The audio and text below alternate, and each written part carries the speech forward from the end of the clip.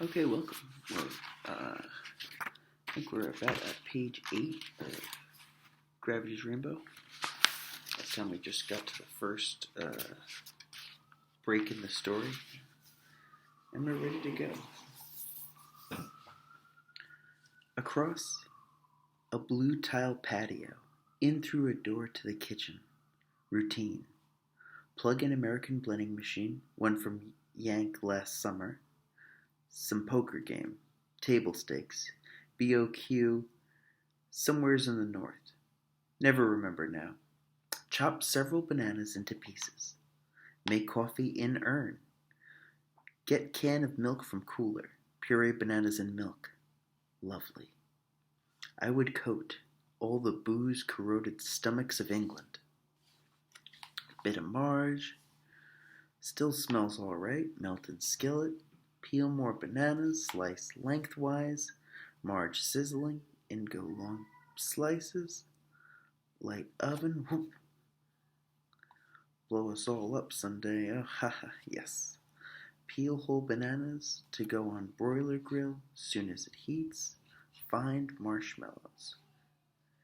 In staggers Teddy Bloat with pirate's blanket over his head, slips on a banana peel, and falls on his ass. Kill myself, he mumbles. Germans will do it for you. Guess what I saw from the roof? The V2 on the way? A4, yes.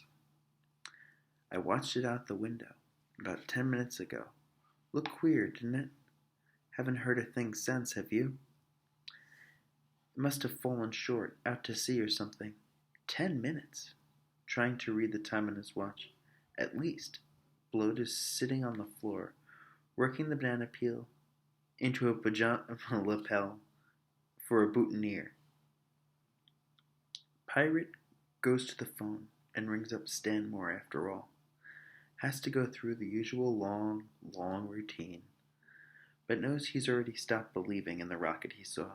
God has plucked it for him, out of its airless sky, like a steel banana.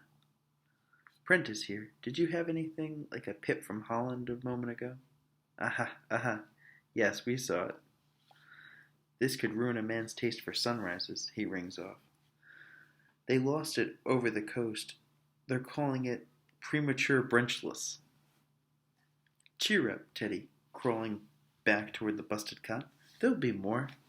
Good old Bloat, always a positive word.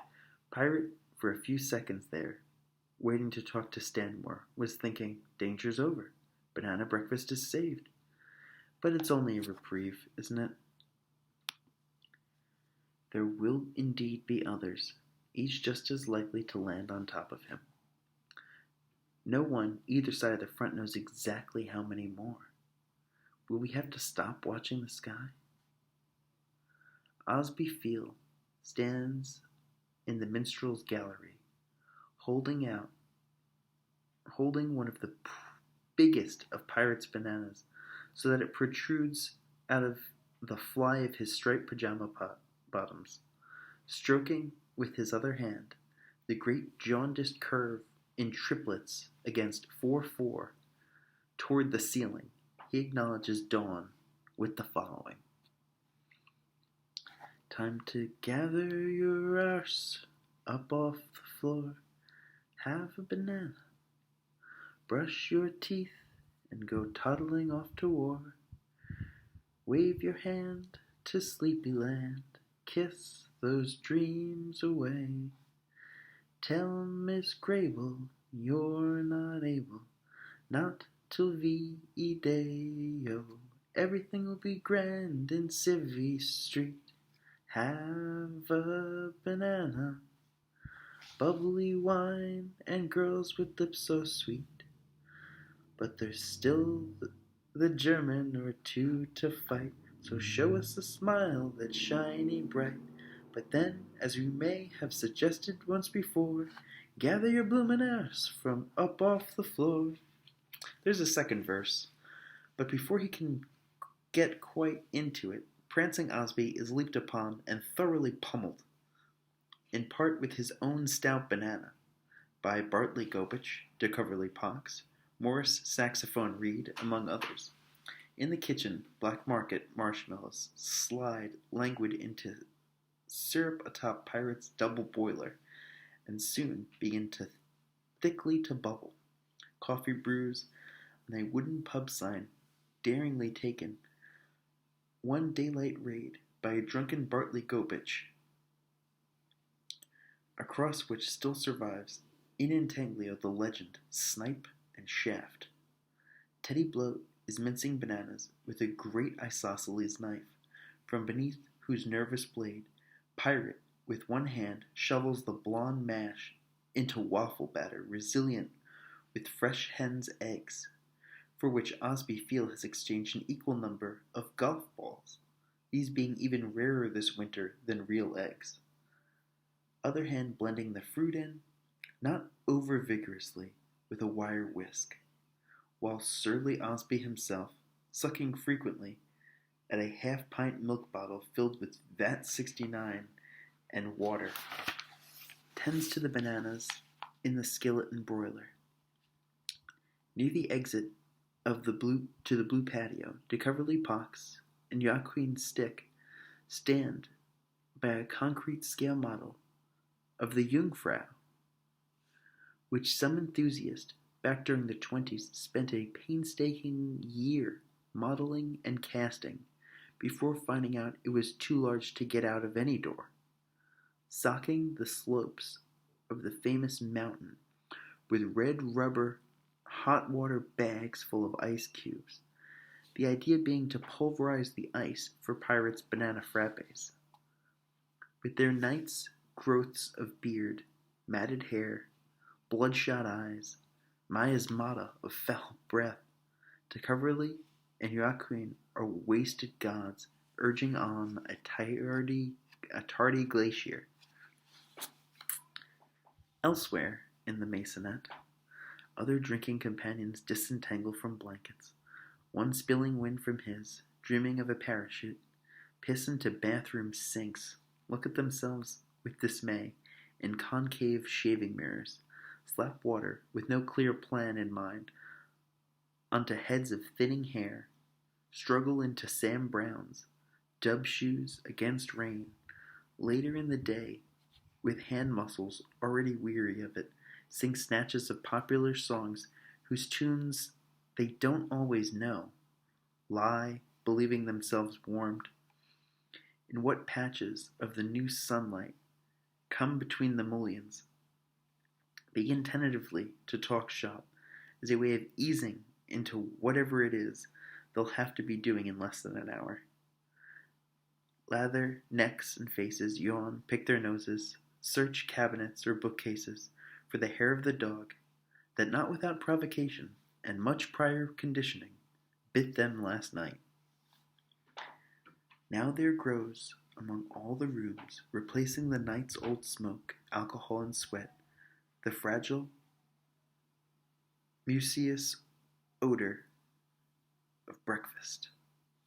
Flowery, permeating, surprising, more than the color of winter sunlight, taking over not so much through any brute pungency or volume, as by the high intricacy to the weaving of its molecules, sharing the conjurer's secret by which, though it is not often death is told so clearly to fuck off, the living genetic chains prove even labyrinthine enough to preserve some human face down 10 or 20 generations. So the same assertion through structure allows this war's morning banana fragrance to meander, repossess, prevail. Is there any reason not to open every window and let the kind scent blanket all Chelsea as a spell against falling objects? With a clattering of chairs, upended shell cases, benches, and ottomans, Pirate's mob gather at the shores of the great refectory table, a southern island well across a tropic or two from chill Cordon Throsp's medieval fantasies, crowded now over the swirling dark grain of its walnut uplands with banana omelets, banana sandwiches, banana casseroles, mashed bananas, molded in the shape of a British lion rampant, blended with eggs into a batter for French toast, squeezed out a pastry nozzle across a quivering creamy reaches of a banana blanc mange, to spell out the words "C'est magnifique, mais ce n'est pas léger," attributed to a French observer during the charge of the Light Brigade, which Pirate has appropriated as his motto. Tall cruets of pale banana syrup to pour oozing over banana waffles, a giant glazed crock where diced bananas have been fermenting since the summer, while wild honey and muscat raisins, up out of which this winter morning one now dips foam mugfuls of banana mead, banana croissants, and banana crepe latch, and banana oatmeal, and banana jam, and banana bread, and bananas flamed in an ancient brandy. Pirate brought back last year from a cellar in the Pyrenees, also containing a clandestine radio transmitter. The phone call, when it comes, rips easily across the room. The hangovers, the grab-assing, the clatter of dishes, the shop talk, the bitter chuckles, like a rude metal double fart. And Pirate knows it's got to be for him. Bloat, who's nearest, takes it, forkful of bananes glaces, poised fashionably in the air. Pirate takes up a last dipper of mead, feels it go valving down his throat as if it's time. Time in its summer tranquility. He swallows. Your employer. It's not fair, Pirate moans. I haven't even done my morning push-ups yet. The voice, which he's heard only once before, last year at a briefing, hands and face blackened, anonymous, among a dozen other listeners, tells Pirate now there's a message addressed to him, waiting at Greenwich. It came over in a rather delightful way, the voice high-pitched and sullen. None of my friends are that clever. All my mail arrives by post. Do come collect it, won't you, Prentice? Receiver hits cradle, a violent whack, connection breaks. Now Pirate knows where this morning's rocket landed, and why there was no explosion. Incoming mail indeed. He gazes through sunlight's buttresses, back down the refectory at the others, wallowing in their plenitude of bananas, thick palatals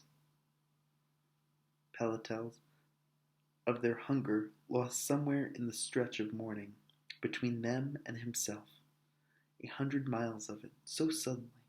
Solitude, even among the meshes of this war, can, when it wishes so, take him by the blind gut and touch as now possessively. Pirates again, some other side of a window, watching strangers eat breakfast. He's taken out, away, east, over Vauxhall Bridge, in a dented green Lagonda, by his Batman, a Corporal Wayne. The morning seems to grow colder the higher the sun rises. Clouds begin to gather after all. A crew of American sappers spill into the road, en route to clear some ruin nearby, singing, "It's colder than the nipple on a witch's tit. It's colder than a bucket of penguin shit. Colder than the hairs on a polar bear's ass. Colder than the frost on a champagne glass." No, they are making believe to be Narodnik. But I know they are of Iasi, of Codriun, his men of the League. They kill for him. They have oath. They tried to kill me. Transylvanian Magyars. They know spells. At night they whisper, "Well, hrump, Here comes pirate's condition creeping over him again, when he's least expecting it as usual. Might as well mention here that much of what the dossiers call pirate prentice is a strange talent for, well, for getting inside the fantasies of others. Being able actually to take over the burden of managing them. In this case, those of an exiled Romanian royalist, who may prove needed in the very near future, is a gift the firm has found uncommonly useful. At this time, mentally healthy leaders and other historical figures are indispensable. What better way to cup and bleed them of excess anxiety than to get someone to take over the running of their exhausting little daydreams for them, to live in the tame green lights of their tropical refuges, in the breezes through their cabanas, to drink their tall drinks, changing your seat to face the entrances of their public places, not letting their innocence suffer any more than it already has, to get their erections for them.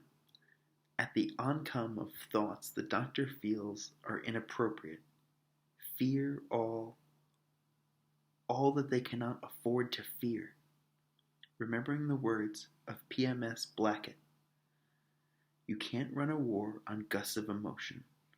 Just hum the nitwit little tune they taught you, and try not to fuck up."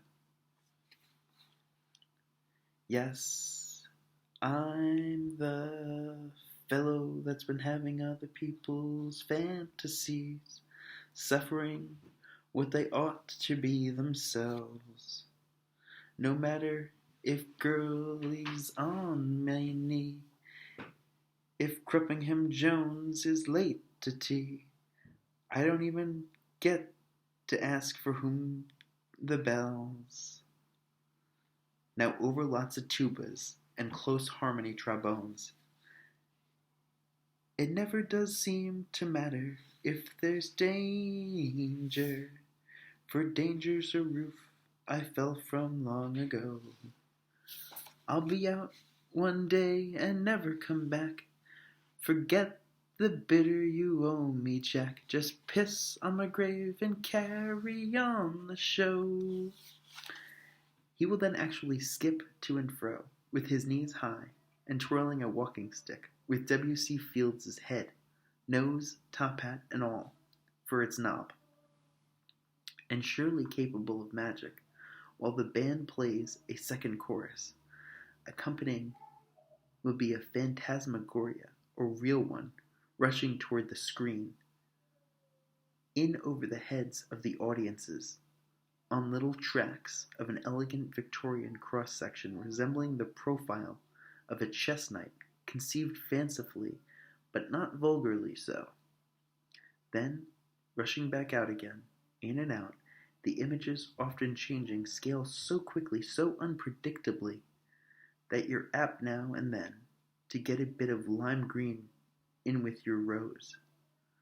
As they say, the scenes are highlights from Pirate's career as a fantasist surrogate, and go back to when he was carrying, everywhere he went, the mark of youthful folly, growing in an unmistakable mongoloid point, right out of the middle of his head. He had known for a while that certain episodes he dreamed could not be his own. This wasn't through any rigorous daytime analysis of content, but just because he knew. But then came the day when he met, for the first time, the real owner of a dream he, Pirate, had had. It was by a drinking fountain in a park, a very long, neat row of benches, a feeling of sea, just over a landscaped rim of small cypresses, gray crushed stone on the walks, looking soft to sleep on as the brim of a fedora, and here comes this buttonless and drooling derelict, the one you are afraid of ever meeting, to pause and watch two girl guides trying to adjust the water pressure of the fountain. They bent over, unaware, the saucy darlings, of the fatal strips of white cotton knickers thus displayed, the undercurves of baby-fat little buttocks to blow to the genital brain, however pixelated. The tramp laughed and pointed. He looked back at Pirate then and said something extraordinary. Eh? Girl guides start pumping water. Your sound will be the sizzling night. Eh? Staring directly at no one but Pirate now. No more pretense. Well, Pirate had dreamed these very words morning before last, just before waking. They'd been part of the usual list of prizes in a competition grown crowded and perilous, out of some indoor intervention of charcoal streets. He couldn't remember that well. Scared out of his wits by now, he replied, "Go away, or I will call a policeman." It took care of the immediate problem for him, but sooner or later, the time would come when someone else would find out his gift. Someone to whom it mattered. He had a long-running fantasy of his own, rather a Eugene Sue melodrama, in which he would be abducted by an organization of Dacoits or Sicilians and used for unspeakable purposes. In 1935, he had his first episode outside any condition of known sleep. It was during his Kipling period, beastly fuzzy wuzzies, far as eye could see. Dracunculation, an oriental, sore rampant among the troops. No beer for a month, wireless being jammed by other powers who would be masters of these horrid blacks. God knows why, and all folklore broken down. No Cary Grant, larking in and out, slipping elephant medicine in the punch bowls out here. Not even an Arab with a big greasy nose to perform on, as in the wistful classic every Tommy's heard. A small wonder that one fly-blown 4 in the afternoon, open-eyed, in the smell of rotting melon rinds, to the 77 millionth repetition of the Outpost's only gramophone record, Sandy McPherson playing on his organ The Changing of the Guard. What should develop for Pirate here but a sumptuous oriental episode?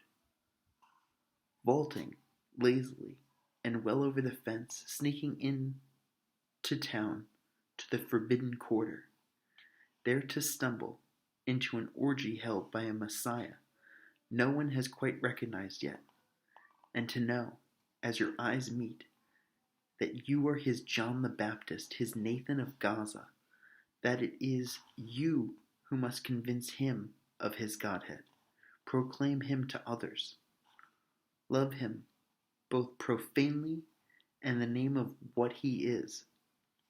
It could be no one's fantasy, but H.A. Loaf's. There is at least one loaf in every outfit. It is Loaf who keeps forgetting that those of the Moslem faith are not keen on having snaps taken of them in the street.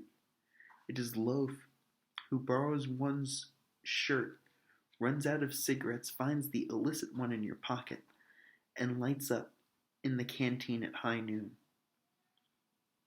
where presently he is reeling about with a loose smile, addressing the sergeant commanding the red cap section by his Christian name. So of course when Pirate makes the mistake of verifying the fantasy with Loaf, it's not very long at all before higher echelons know about it too.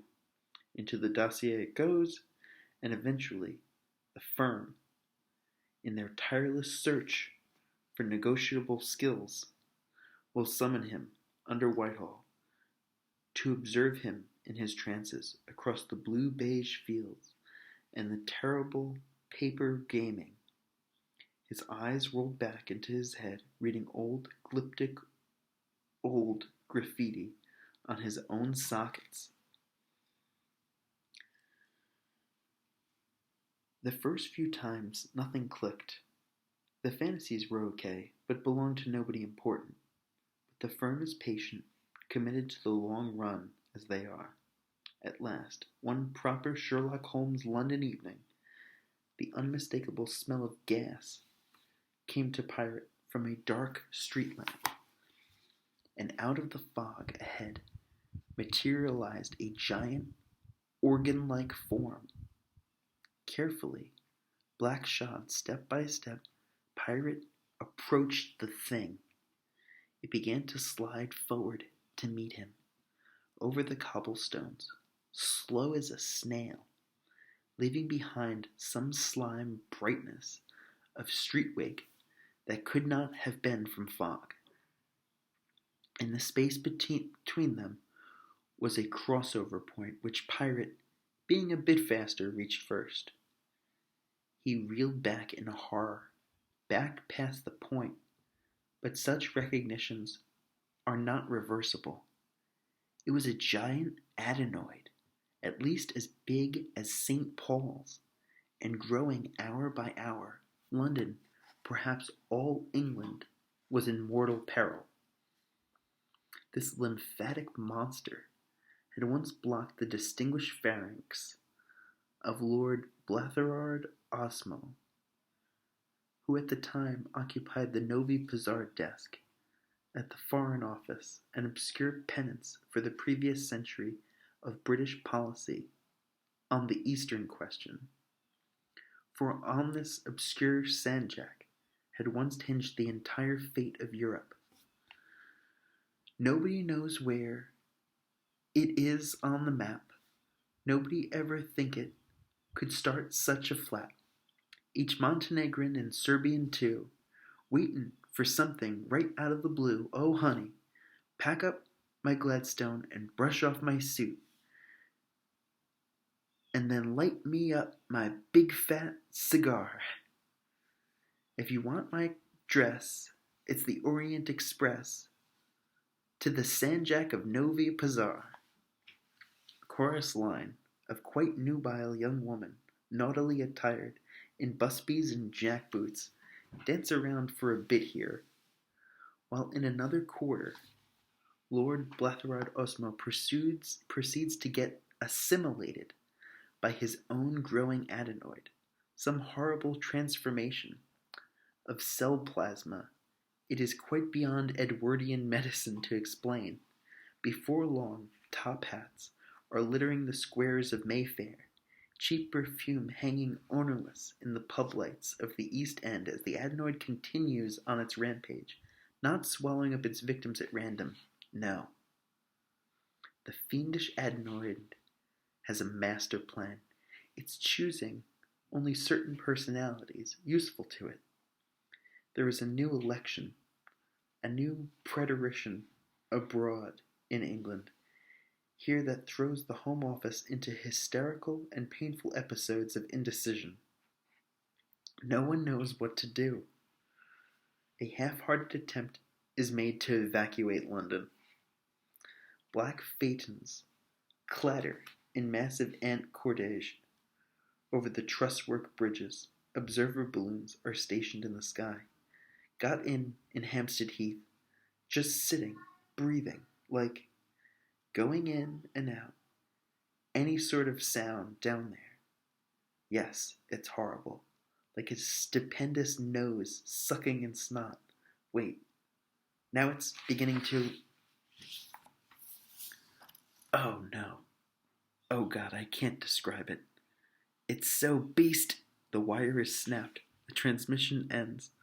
The balloon rises into the teal-blue daybreak. Teams come down from the Cavendish laboratory to string the Heath with huge magnets, electric arc terminals, black iron control panels full of gauges and cranks. The army shows up in full battle gear with bombs full of the latest deadly gas. The adenoid is blasted, electric shock, poisoned. changes colors and shape here and there. Yellow fat nodes appear high over the trees before the flash powder cameras of the press. A hideous green pseudopod crawls toward the cordon of troops and suddenly, schlop, wipes out an entire observation post with a deluge of some disgusting orange mucus in which the unfortunate men are digested, not screaming, but actually laughing, enjoying themselves. Pirate/Osmo's mission is to establish liaison with the Adenoid. The situation is now stable. The Adenoid occupies all of St. James. The historic building is no more. Government offices have been relocated, but so dispersed that communication among them is highly uncertain. Postmen are being snatched off on their rounds by stiff, pimpled adenoid tentacles of fluorescent beige. Telegraph wires are apt to go down at any whim of the adenoid. Each morning, Lord Blatherod Osmo must put on his bowler and take his briefcase out to the adenoid to make his daily démarche.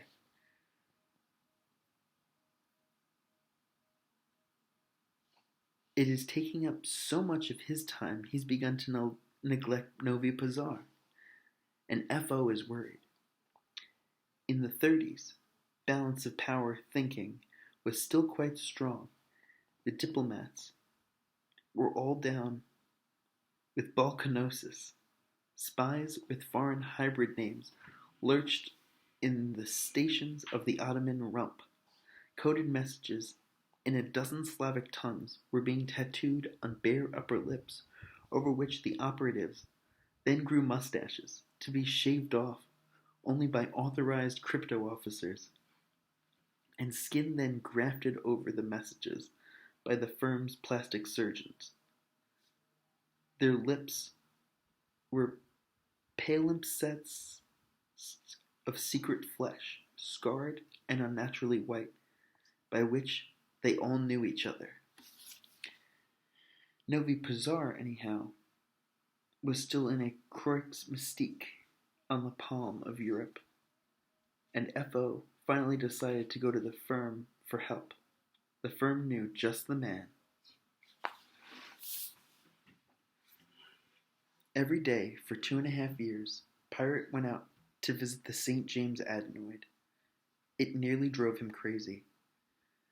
Though he was able to develop a pigeon by which he and the adenoid could communicate. Unfortunately, he wasn't nasally equipped to make the sounds too well, and it got to be an awful chore. As the two of them snuffled back and forth, alienous in black 7-button suits, admirers of Dr. Freud the adenoid clearly had no use for, stood on stepladders up against its loathsome grayish flank, shoveling the new wonder drug, cocaine, bringing hods full of the white substance to relays up the ladders to smear on the throbbing gland creature, and into the germ toxins bubbling nastily inside its crypts, with no visible effects at all, though who knows what the adenoid felt, eh? But Lord Blatherod Osmo was able at last to devote all his time to Novi Pazar.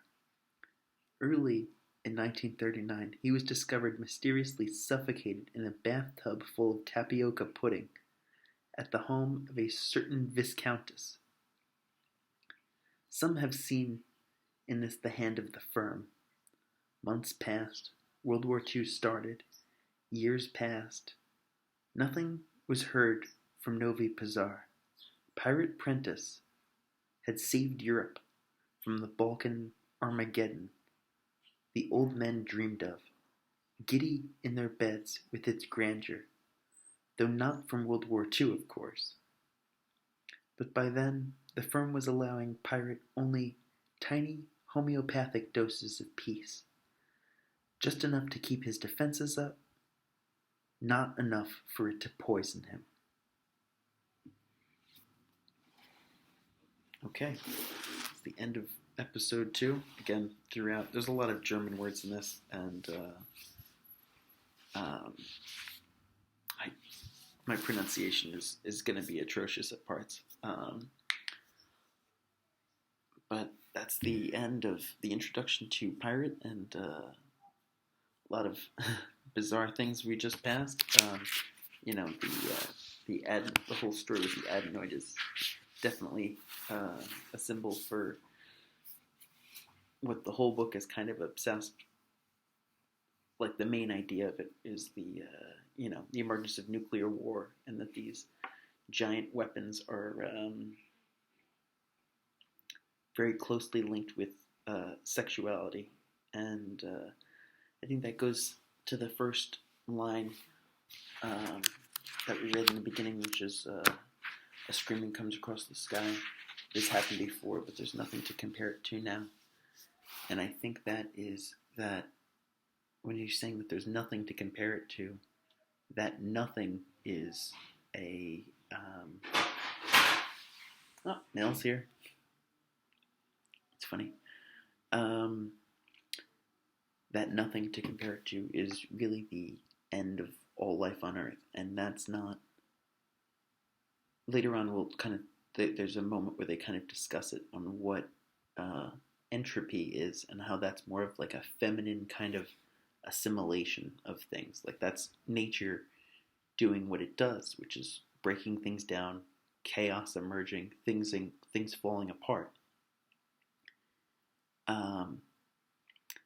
But the rockets is a masculine end to things, It's a sudden kind of,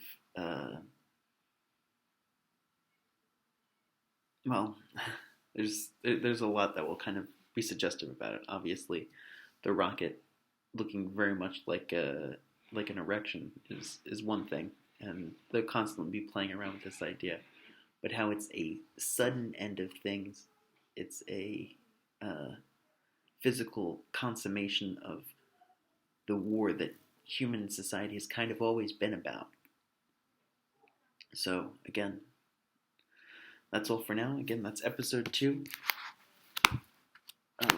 We're still in part 1, in the zone.